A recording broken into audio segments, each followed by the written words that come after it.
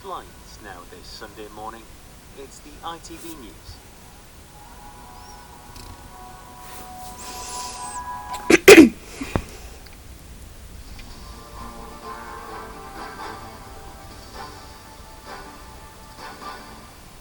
Good morning, I'm Faye.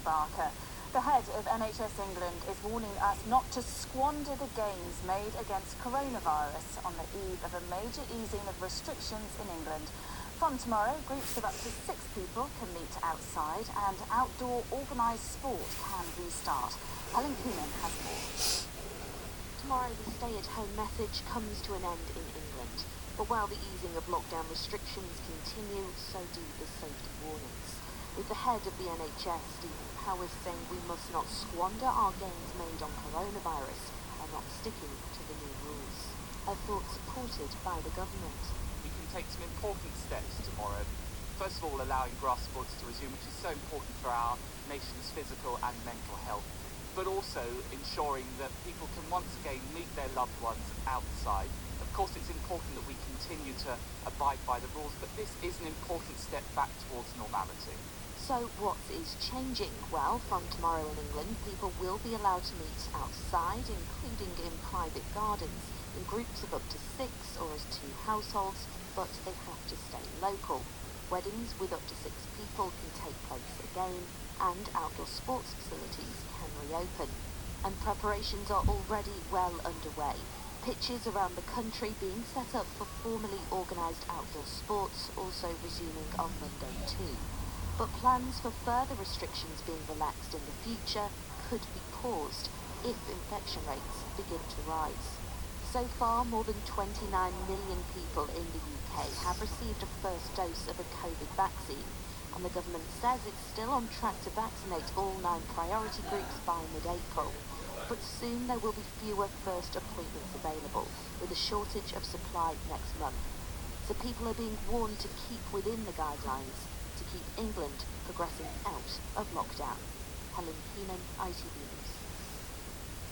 There's been some progress made to dislodge a giant container ship stuck in Egypt's Suez Canal. The Ever Given has been wedged across one of the world's busiest trade routes since Tuesday. Around 20,000 tons of sand has now been dredged, and officials say they're hopeful the ship could be afloat again by this evening. A small number of Deliveroo workers are to go on strike next month over pay and health and safety concerns. The announcement follows last week's revelations that riders can earn as little as £2 per hour. 6 big UK investment firms have said they will not buy Deliveroo shares after concerns over workers' rights. A book of 100 photographs illustrating a year of the pandemic is to be published and sold for charity. It's part of the Hold Still project launched by the Duchess of Cambridge and the National Portrait Gallery. It features images of key workers, people isolated from family and friends, as well as moments of joy. And landmarks across the world plunged into darkness last night to mark this year's Earth Hour. The Palace of Westminster was among the famous UK buildings to switch off its lights. The annual event is designed to draw attention to climate change. Sports, and the first Grand Prix of the year gets underway in Bahrain later. Red Bull driver Max Verstappen will start on pole after edging out world champion Lewis Hamilton in qualifying. This season also marks the return of the Schumacher name, with Michael's son Mick making his Formula 1 race debut. And before we go, just a reminder that you can catch up anytime with the latest news in The Rundown. It's our daily digital news service for young people. Hi, I'm Imani. Hi there, I'm Rishi. Hey, I'm Mojo, and this is The Rundown. The Rundown is a social media news service from ITV News which covers stories that matter to young people. We bring you a quick update of what's happening and what you need to know. We're going to be explaining what's going on and why you should care. We release a new episode every afternoon. Find us on your mobile by searching for ITV News on Snapchat, Instagram, Facebook or YouTube. 3, 2, 1, fire.